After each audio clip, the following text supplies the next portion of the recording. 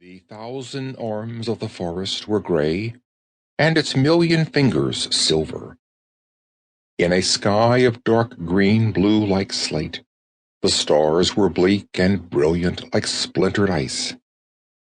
All that thickly wooded and sparsely tenanted countryside was stiff with a bitter and brittle frost. The black hollows between the trunks of the trees looked like bottomless black caverns of that Scandinavian hell, a hell of incalculable cold. Even the square stone tower of the church looked northern to the point of heathenry, as if it were some barbaric tower among the sea rocks of Iceland. It was a queer night for anyone to explore a churchyard. But on the other hand, perhaps it was worth exploring. It rose abruptly out of the ashen wastes of forest, in a sort of hump or shoulder of green turf that looked gray in the starlight. Most of the graves were on a slant, and the path leading up to the church was as steep as a staircase. On the top of the hill, in the one flat and prominent place, was the monument for which the place was famous. It contrasted strangely with the featureless graves all round, for it was the work of one of the greatest sculptors of modern Europe, and yet his fame was at once forgotten in the fame of the man whose image he had made. It showed, by touches of the small silver pencil of starlight, the massive metal figure of a soldier recumbent, the strong hands sealed in an everlasting worship, the great head pillowed upon a gun.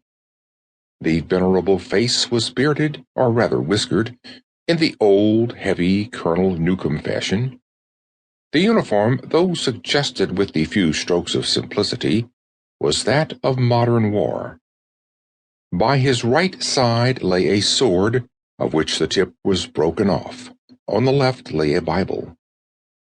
On glowing summer afternoons, wagonettes came full of Americans and cultured suburbans to see the sepulchre, but even then they felt the vast forest land with its one dumpy dome of churchyard and church as a place oddly dumb and neglected.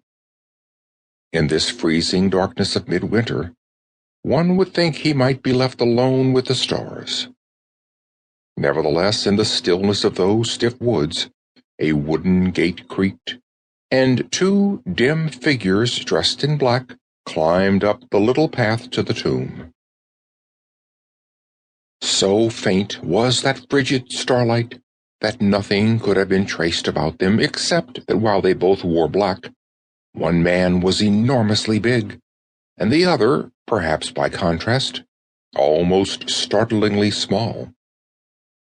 They went up to the great graven tomb of the historic warrior, and stood for a few minutes staring at it. There was no human, perhaps no living thing for a wide circle, and a morbid fancy might well have wondered if they were human themselves. In any case, the beginning of their conversation might have seemed strange. After the first silence, the small man said to the other, "Where does a wise man hide a pebble?" And the tall man answered in a low voice, "On the beach." The small man nodded, and after a short silence said, "Where does a wise man hide a leaf?" And the other answered, "In the forest." There was another stillness, and then the tall man resumed, "Do you mean that when a wise man has to hide a real diamond, he has been known to hide it among sham ones?" "No, no," said the little man with a laugh. "We will let bygones be bygones." He stamped his cold feet for a second or two, and then said, "I'm not thinking of that at all, but of something else, something rather peculiar. Just strike a match, will you?" The big man fumbled in his pocket, and soon a scratch and a flare painted gold the whole flat side of the monument.